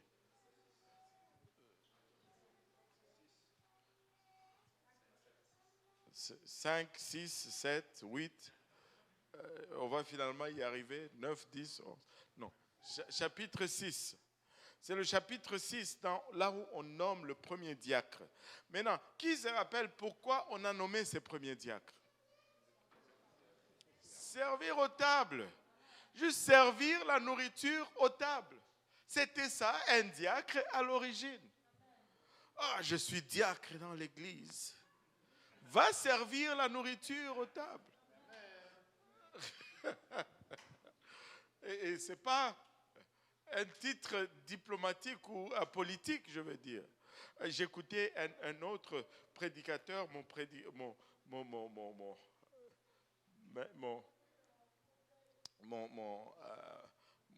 prédicateur, un de mes prédicateurs favoris, Marel Conwell, il prêchait, lui, il dit souvent cela. Il dit, don't be discouraged by a demon board, a deacon board. Il dit, ne sois pas découragé par un comité de démons. Il dit non, par un comité de diacres, parce qu'il a eu beaucoup d'expériences désagréables avec le comité de diacres. Parce que si vous allez dans les églises, soi-disant, qui ont les comités de diacres, là, c'est particulier. C'est particulier. Dieu nous a préservés de cela. Alléluia, amen. Gloire à Dieu. Mais un diacre, c'est un serviteur. Le premier diacre a été nommé en Acte 6 pour aider les apôtres à accomplir certaines tâches subalternes du ministère. Et le but de cela, c'était pour que les apôtres ne courent pas ça et là et qu'ils aient le temps de s'adonner à la prière et à la parole. Oh Seigneur, qu'on devrait enseigner ça ici. Oh Seigneur, qu'on devrait enseigner ça ici. Oh Seigneur, qu'on devrait enseigner ça ici. Mais ici, je dirais comme pasteur Mautière, des fois il y a injustice. Nous les pasteurs noirs là, on n'a jamais pitié de nous. Il dit ceci, tu ne vas voir jamais un pasteur blanc aussi assailli qu'un pasteur noir. Oh, le pasteur noir, il doit faire ta vaisselle chez toi, il doit couper ton gazon, il doit t'aider à bâtir ta maison, il doit t'amener à l'hôpital, il doit faire les devoirs de tes enfants, il doit... Il dit, je ne sais pas s'il y en a qui se rappellent ce jour-là. Il me regarde, il dit, Pasteur Kaozi, est-ce que c'est comme ça ici aussi? Aïe, aïe, aïe. Mais nous sommes coupables nous-mêmes des fois, par notre nature sociale. Mais l'Église doit être prône à discerner cela. Il faut décharger ceux qui sont assignés à prêcher et enseigner de toutes ces corvées, afin qu'ils puissent s'adonner à chercher la face du Seigneur. Alors, s'il y a des travaux à l'église, si vous ne venez pas nombreux pour faire ces travaux, c'est le pasteur qui va être pris à les faire. Et pendant qu'il le fait, il n'étudie pas sa parole. Restez silencieux, je vais le dire quand même. Alléluia. Ah, l'église est belle, mais il faut être là pour la construire. Il faut être là pour décharger ces gens afin qu'ils aillent étudier la parole et qu'ils prêchent avec puissance et autorité. Allô? Oh Seigneur Jésus-Christ. C'est la vérité. Alléluia. En tout cas, moi si j'étais vous là, j'allais applaudir à cet endroit ici là. Quand même, j'ai eu l'audacité de le dire là. Amen. Au moins pour cela. Je ne suis pas en train de prêcher pour moi-même, mais je veux que nous fonctionnons de la bonne façon afin que nous puissions être plus efficaces comme Église à atteindre notre ville, notre province et notre pays. Amen. Alléluia. Et donc, il s'agit d'un rôle le diacre, il s'agit d'un rôle incroyablement précieux dans l'Église du Nouveau Testament, même si au départ les diacres occupaient des postes de direction secondaire, certains d'entre eux ont ensuite été placés dans des positions d'autorité spirituelle parce qu'ils avaient fait leur preuve dans l'Église. Mais quel que soit le rôle, le leadership comporte toujours des responsabilités. Tu peux commencer là, mais c'est à force de cela que tu vas rentrer dans ce rôle éventuellement d'enseignement et de toutes ces choses. Vous savez, c'est très simple, ça se résume au service. Il faut juste servir. Et laissez-moi vous dire aussi une chose. On ne va pas t'appeler pour dire viens servir. Parce que si on fait comme ça, ce n'est pas bon. Tu vas peut-être venir même si tu ne veux pas venir. On va annoncer, je me rappelle quand on avait commencé les travaux à l'Est, on avait annoncé que on va commencer les travaux et un jour on sort dans le stationnement et là le capitaine, il y en a qui savent ce qui est, il dit mais vous ne m'avez pas appelé. C'est le frère Richard. J'ai dit, mais bon, frère Richard, c'est parce que l'appel, c'est l'annonce qu'on a fait dans l'église. Et puis il me dit, je ne suis pas fâché, mais... Et ça l'a collé à la peau jusqu'à aujourd'hui. Je ne suis pas fâché, mais... Là, on voit quelqu'un qui n'avait pas tout simplement compris, mais il voulait tellement. Et après cela... il était là presque tous les jours et toute la pandémie, on l'a passé dans la bâtisse de Beaubien en train de bâtir l'église. Vous savez, juste le fait que lui était présent, ça a pu me libérer, moi, pour que je puisse faire une mission au Congo. Et combien de fois, je me disais, les gars, je suis vraiment désolé de vous abandonner, mais je dois aller. Et les deux, ils me disaient souvent, oh non, c'est beau, pasteur, vas-y, fais. Parce que pendant la construction, il y a toujours des choses spirituelles et des choses administratives à s'occuper. Mais si il y a beaucoup d'aide, on dégage le ministère pour cette responsabilité. Donc, quand on annonce, soyez présents. Regarde, au verset 8, chapitre 3, verset 8, il dit, le diacre doit être honnête. Ces mots indiquent le sérieux dans leur objectif poursuivi et le respect de soi dans leur conduite. Les dirigeants doivent être dignes de respect et avoir un caractère chrétien qui mérite d'être imité. C'est-à-dire, si on te regarde, on doit dire, moi je voudrais être comme lui. Allô? Ils doivent prendre leurs responsabilités au sérieux et ne pas se contenter de remplir juste une fonction ou un poste. Et éloigné de la duplicité, dans le même verset. Un dirigeant ne doit pas être bavard. Quand on dit bavard, ce n'est pas le bavardage en classe. Rappelez-vous, qui ont été à l'école en Afrique là? À l'école en Afrique, on avait toujours le chef de classe. Et le chef de classe écrivait la liste des bavards quand le prof n'était pas là. Oh, il fallait que tu fasses tout pour être l'ami du chef de classe. Parce que si tu n'étais pas son ami, il te mettait sur la liste des bavards. Et ça, ce n'était pas une bonne liste parce que tu recevais des coups de frottoir ou des coups de règle sur le bout des doigts.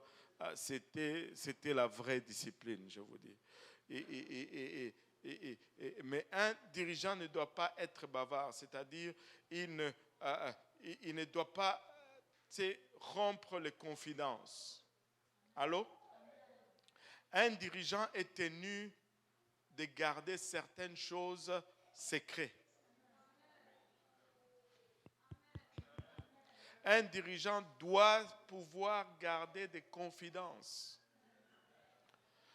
Il doit être capable d'amener certains secrets dans la tombe. Façon de parler. Et sa parole va être ce qui le lie. Quand il dit quelque chose, il doit être tenu à cela. S'il dit qu'il le fera, il doit le faire. Il doit parler honnêtement. Il ne dit pas une chose à une personne et une autre chose entièrement opposée à une autre personne. Et tu dois être capable de compter sur le dirigeant. Il dit que le diacre doit aussi éviter les excès de vin. Nous en avons parlé tout à l'heure. Il doit s'éloigner des gains sordides. Nous en avons parlé tout à l'heure. 1 Timothée 3.3, 1 Timothée 3.3, c'est le même principe. Et il dit ici au verset 9 que le diacre doit avoir une conscience pure. Maintenant, les dirigeants doivent être intègres. C'est-à-dire être le même aussi bien à l'intérieur qu'à l'extérieur. Ils doivent vivre la parole de Dieu. Allô? Ils doivent vivre la parole de Dieu. Une personne considérée pour une position secondaire de leadership doit d'abord être éprouvée, Paul dit au verset 10. Si on considère quelqu'un pour être diacre, pour être tout ce qu'on a dans l'Église comme position de dirigeant tu sais, occuper un ministère quelconque, il faut que tu sois éprouvé. Et ensuite, si on trouve que tu es irréprochable, tu peux alors maintenant remplir ces fonctions de diacre. Autrement dit, l'Église peut confirmer publiquement leur leadership. Et cela ne doit jamais être fait hâtivement ou rapidement. On doit prendre le temps, car ce n'est qu'au cours d'une période d'épreuve que le caractère d'une personne est révélé. Encore une fois, le caractère est plus important que le talent. Le caractère est plus important que le talent. Tu sais, certaines personnes vont toujours éprouver, vont toujours échouer cette épreuve de caractère. Ils vont toujours échouer cette épreuve de caractère. Laissez-moi vous dire ceci. Dieu nous observe. Et Dieu va mettre notre caractère à l'épreuve. Et à chaque fois que nous sommes mis à l'épreuve et que notre caractère est mis à l'épreuve et qu'on échoue, ben on recommence encore. Et après, ça peut être frustrant, mais il faut s'analyser authentiquement et honnêtement et voir son caractère où se trouve, et puis corriger cela et voir Dieu faire des choses dans ta vie. Il en est de même pour l'épouse ou la femme du diacre. L'épouse d'un dirigeant fait partie de son ministère, car le ministère commence à la maison. Amen. Et quand Dieu t'appelle, ben souvent il appelle toute ta famille. Une fois de plus, Paul souligne que les dirigeants doivent bien diriger leur foyer et leurs enfants. Et la qualification la plus importante pour tout dirigeant d'église est ce qui se passe dans sa vie de famille. Maintenant, un dirigeant qui dirige bien va s'acquérir, va atteindre de bonnes positions.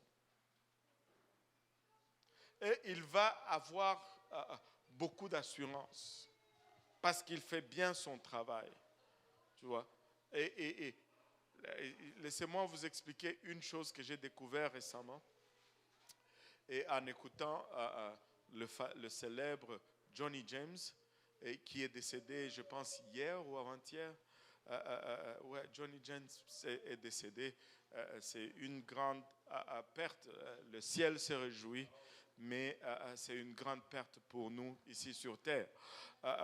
Johnny James enseignait une fois, il a donné ce verset dans le livre de Proverbes qui dit « Les dons d'une personne vont faire une place pour lui. » Les dons d'une personne vont lui faire de la place. On a toujours interprété ce verset dans le sens que si tu es doué, on va t'utiliser. Ça n'a rien à voir. Ça n'a rien à voir. Et parce que quand il donne ce verset, c'est dans le cadre de n'accepte pas de cadeaux parce que ça va affecter ton jugement. Et parce que tu fais beaucoup de cadeaux, tu donnes beaucoup de dons, on va te donner une place. Ce qui n'est pas ce qu'on doit faire. Ce qui va te faire élever en leadership, c'est ton caractère, ce ne sont pas tes dons. C'est le caractère qui va faire que tu vas monter en position et que Dieu va t'utiliser et que de plus en plus dans une autre fonction et ainsi de suite. Mais ce n'est pas le don. Parce que tu peux avoir le don, mais si ton caractère n'est pas bon, ça va être un désastre parce que tu vas plus détruire que édifier les gens. Amen. Alléluia. Waouh, il y a beaucoup de silence là. Maintenant, le mot dans le verset 13 ici, le mot rend, quand il dit, peux-tu me relire le verset 13, pardon, car ceux qui remplissent convenablement leur ministère, ceux qui remplissent convenablement leur ministère s'acquièrent un rang honorable. S'acquièrent un rang honorable. Ils vont acquérir éventuellement un rang honorable. Et quand on fait bien son ministère, rien n'empêche qu'on progresse. Et le mot rang ici a le sens de hiérarchie. Ce qui signifie que les dirigeants qui font bien les petites choses vont trouver que Dieu va les avancer à des plus grandes choses et va leur donner plus d'autorité spirituelle dans leur ministère. Allô? Mais ça commence avec des petites choses. Et on doit réussir. Il va toujours y avoir des tests de caractère qui vont venir encore et encore et encore. Je dois être prudent avec le temps. Oh Seigneur Jésus.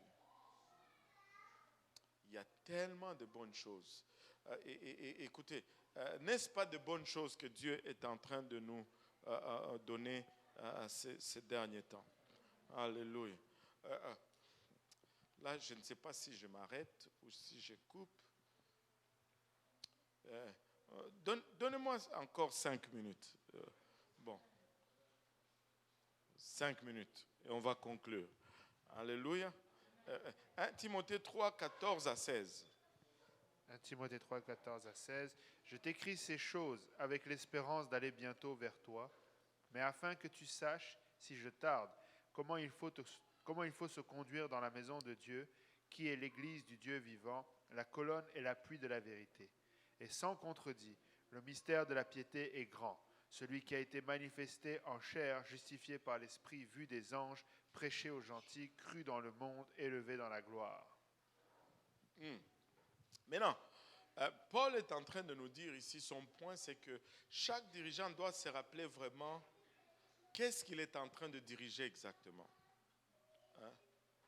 C'est un honneur, que tout le monde dise c'est un honneur. C'est toujours un honneur et un privilège que d'être impliqué dans l'église du Dieu vivant. Amen. Et c'est toujours un honneur. Et c'est toujours un privilège. Ce n'est pas quelque chose à convoiter comme une position dans une compagnie. Non, c'est vraiment un honneur que de servir Dieu. Et le mot église vient du mot grec ecclésia, qui est utilisé 100 fois dans le Nouveau Testament, qui signifie ceux qui sont appelés. On peut ajouter hors du monde. Si Dieu a aimé le membre de l'église au point de les appeler hors du monde, combien plus devrions-nous aimer ceux que nous dirigeons? Tu ne peux pas, avant de vouloir diriger les gens, il faut les aimer. Allô? Il faut aimer les gens. Il faut aimer les gens. Moi, je pensais que ça allait être unanime là-dessus. Il faut aimer les gens. il ne faut pas être, bon, celui-là j'aime, l'autre je n'aime pas. Non, non, non. Il faut les aimer tous.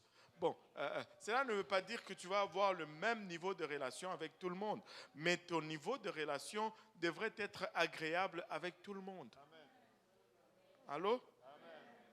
Tu ne devrais pas vouloir de mauvaises choses à un enfant de Dieu. C'est dangereux ça, parce que son père, il voit. Alléluia. Paul écrit à Timothée pour qu'il sache comment se comporter, c'est-à-dire comment se conduire comme un chef dans la maison de Dieu, dans l'Église. L'Église ne ressemble à aucune autre institution sur la terre. L'Église, ce n'est pas une compagnie.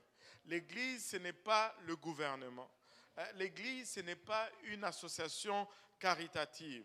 L'Église ne ressemble à rien sur la terre car elle est la colonne et les fondements de la vérité. Et tu sais, quand tu regardes un temple, même une maison, il y a toujours des points critiques qu'on appelle des points de portance. Et on va mettre des bétons, il y a des murs que tu ne peux pas toucher parce que ce sont des murs porteurs. Il y a des colonnes que tu ne peux pas toucher, que tu ne peux pas bouger parce que ce sont des colonnes porteurs. Si vous allez dans le sanctuaire, il y a 2 colonnes là dans le sanctuaire qui sont en avant de certains bancs. Ben, ce n'est pas parce que si tu vas t'asseoir en arrière de cette colonne ben, que tu es puni. Non, c'est parce que la colonne elle est porteuse. On ne peut pas si on la déplace, on affecte la structure de l'Église. Et l'Église peut s'écrouler. Mais l'Église, c'est cette colonne principale qui soutient toute la vérité. La vérité repose sur l'Église. Si nous, l'Église, nous perdons la vérité, où pensez-vous que le monde va trouver la vérité?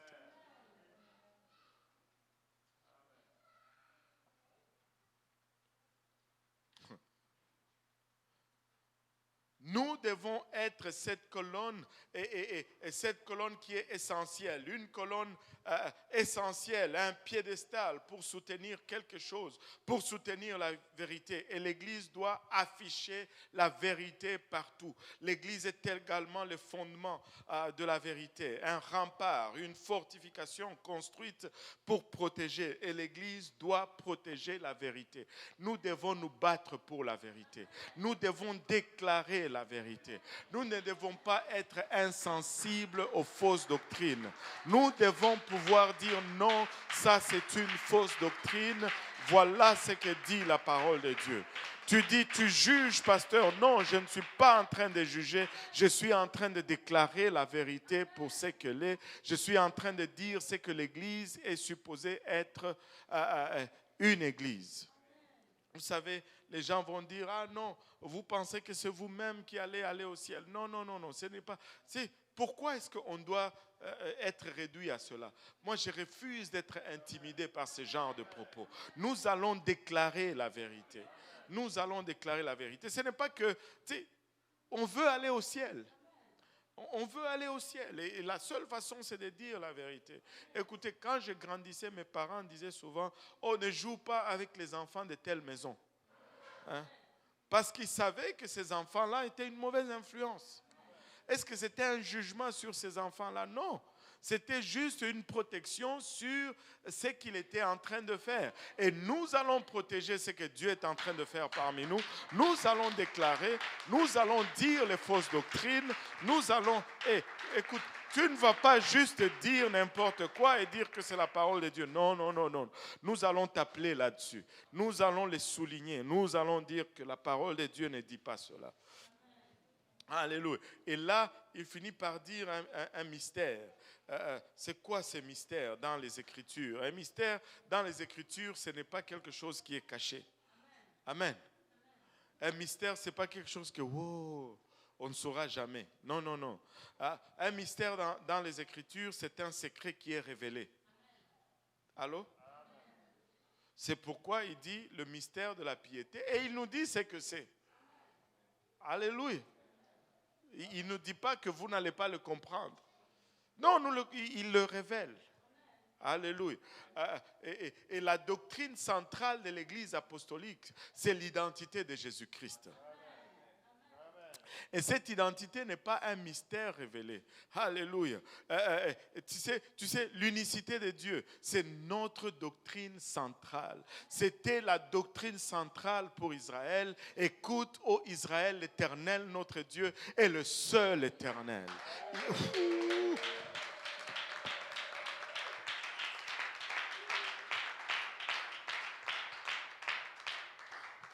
L'unicité de Dieu, c'est notre pilier, c'est notre centre. Et laissez-moi vous dire, et seul le Seigneur Jésus-Christ accomplit 1 Timothée 3,16.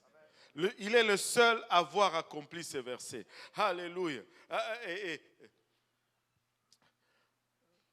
Et ces versets, 1 Timothée 3,16, dans certaines versions, on enlève le mot Dieu.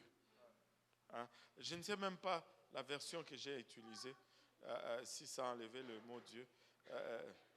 Et sans contredire les ouais, ils ont dit c'est lui. Bon, celui-là, c'est Dieu. Amen. On a enlevé Dieu pour mettre c'est lui, juste pour créer de la confusion.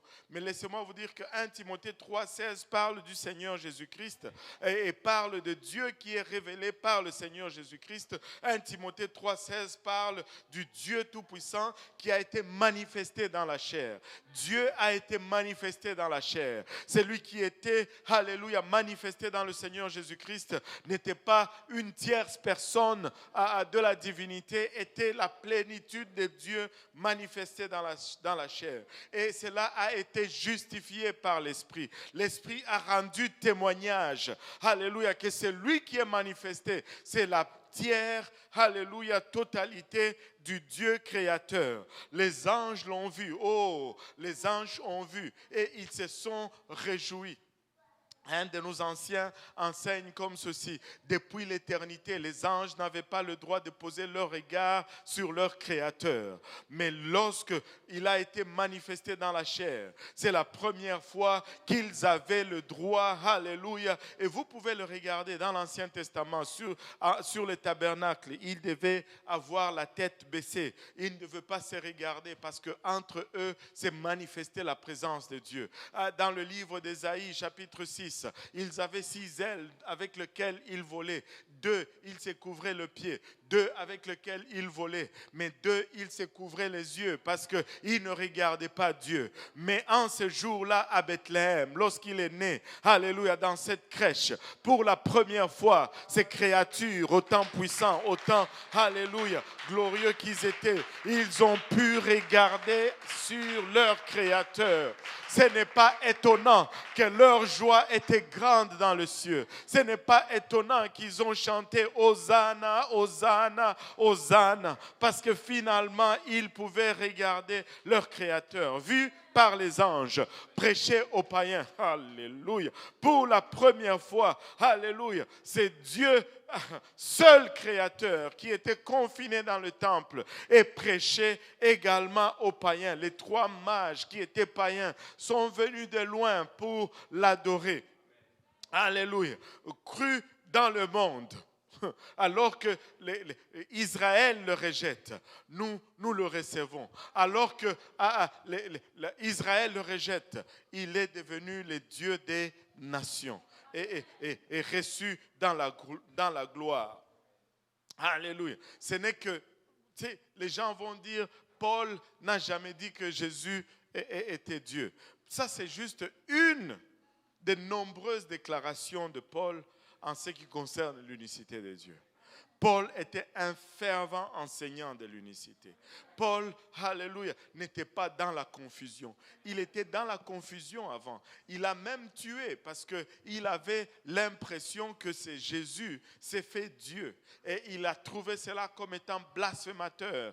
Et un bon pharisien qu'il était, il a persécuté l'Église. Mais lorsque le Seigneur lui est apparu sur le chemin de Damas, et il lui a dit, Paul, Paul, pourquoi, Saul, Saul, pourquoi me persécutes-tu? Et le Seigneur disait cela dans une langue hébraïque.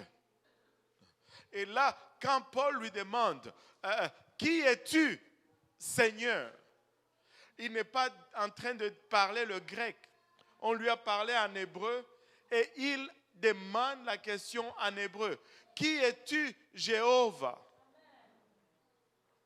Qui es-tu, Yahweh? Et Yahweh lui répond, je suis Jésus que tu persécutes. Il est devenu Yahweh Sauveur. Alléluia. Paul n'a jamais prêché une divinité à trois parties ou une trinité ou une dualité de Dieu. Paul a prêché le seul et l'unique vrai Dieu qui s'est manifesté dans le Seigneur Jésus-Christ. Alléluia. Gloire au nom de Jésus. Et on va, je pense, s'arrêter là pour aujourd'hui. Oh là là.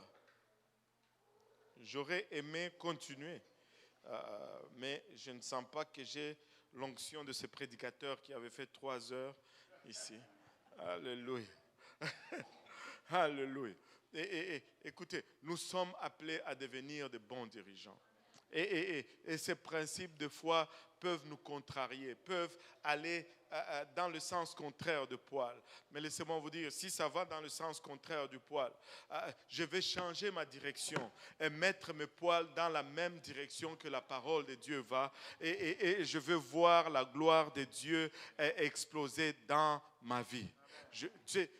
On va voir la gloire de Dieu. Je suis tellement assuré. Toute fibre dans mon être crie, réveille, réveille, réveille, réveille. Et des gens vont venir de partout et ils sont en train de venir. Depuis un bon moment, nous baptisons des gens presque 2 à 3 à 4 fois par semaine. Des gens qui viennent, il y a tout un groupe des Algériens arabes qui viennent à l'église de l'Est maintenant. Dieu est en train de faire des choses extraordinaires. Mais c'est à nous maintenant, alléluia, d'être prêts pour accueillir ce que Dieu... nous ne voulons pas gaspiller la moisson de Dieu. Nous ne voulons pas gaspiller la moisson de Dieu. Si vous ne voulez pas gaspiller la moisson de Dieu, voulez-vous vous lever avec moi?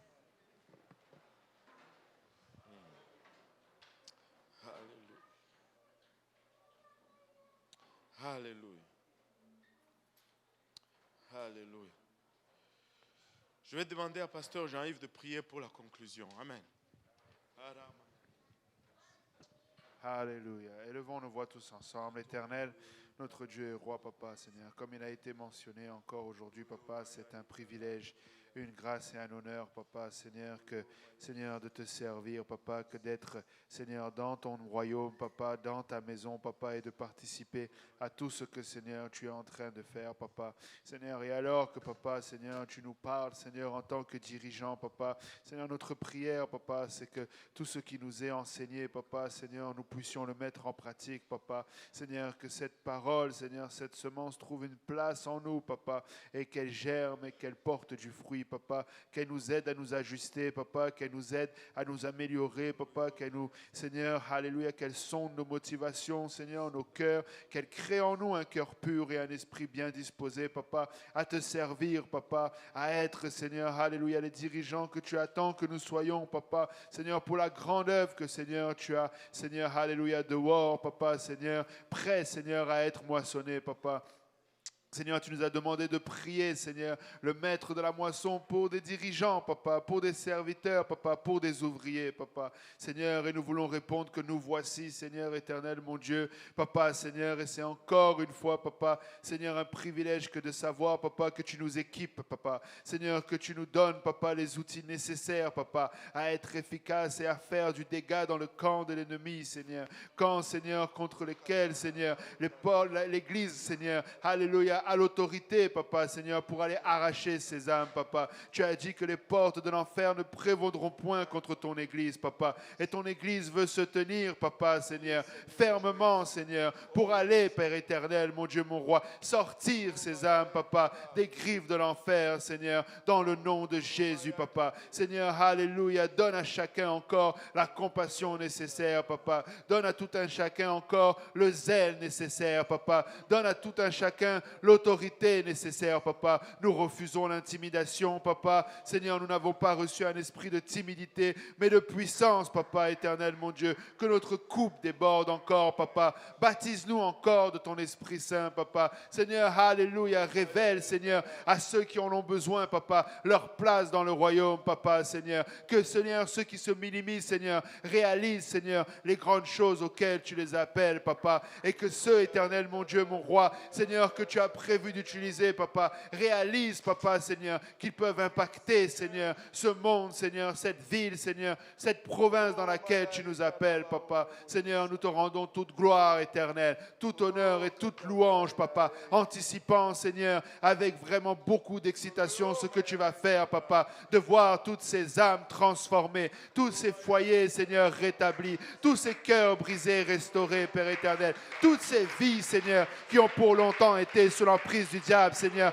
restaurées, papa. Seigneur, tous ces addicts, papa, qui vont être libérés, papa. Alléluia, éternel, mon Dieu. Nous savons que tu vas bouleverser cette ville, papa. Nous savons que tu vas bouleverser cette province, Seigneur. Nous savons, papa, qu'un grand réveil est devant nous, éternel. Papa, nous savons que la moisson, Seigneur, est double, Seigneur, et qu'elle est grande à l'extérieur, papa. Et nous anticipons, papa, avec beaucoup d'excitation de faire partie de cela, papa. Seigneur, tu peux compter sur ton Église éternelle. Tu peux compter sur tes ouvriers, Père éternel. Nous sommes là pour servir. Nous sommes là, Seigneur, pour te glorifier. Nous sommes là pour que Montréal sache qu'il y a un seul et unique vrai Dieu et que son nom est Jésus. Nous sommes là pour que le monde entier ait, Seigneur, alléluia, la révélation de qui tu es. Alléluia, papa. Éternel, mon Dieu, mon roi, reçois toute gloire, tout honneur, toute louange, toute adoration, papa. Tu es digne, éternel. Tu es digne, Seigneur. Tu es digne, mon Dieu, mon roi.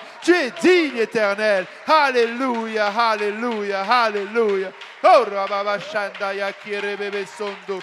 Erebe ki asanda riaba korobo shanda. Erebe ki orobo sondo riaba terebe yasanda. Au nom de Jésus, nous avons prié. Au nom de Jésus. Alléluia. Nous disons tous au nom de Jésus. Alléluia. Nous disons tous au nom de Jésus. Alléluia. Pouvons-nous pousser un cri de victoire? Alléluia. Oh,